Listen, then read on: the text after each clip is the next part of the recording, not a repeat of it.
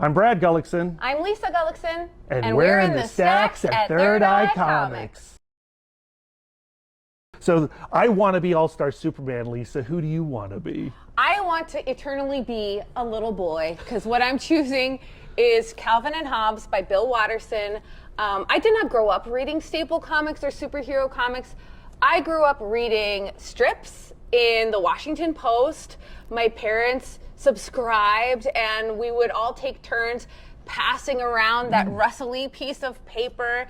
And I loved all of the funny ones. Like I loved Garfield. I loved Kathy, even though I was like 10 and I was like, I relate to this middle-aged woman. But Calvin and Hobbes was particularly special, and our obsession poured over into the omnibuses. They were not this format. This is actually really nice, like to hold. This is like a digest size. This Calvin is actually Hobbes. When I started reading Calvin and Hobbes with this version, which only came out like a couple years ago. Yeah, to get to know your wife better. Yep. But like to me, like the nostalgic format is like those oversized rectangular Calvin and Hobbes that would flop over our lap.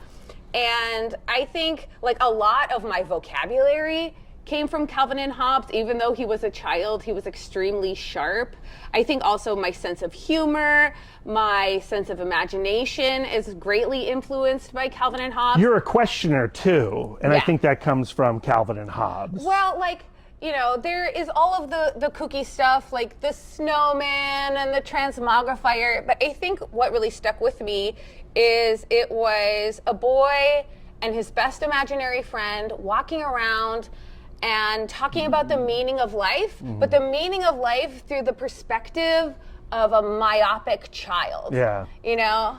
The way you talk about Calvin and Hobbes really makes me feel bad that I haven't read more Calvin and Hobbes. I've read almost this much. I haven't even finished this yet.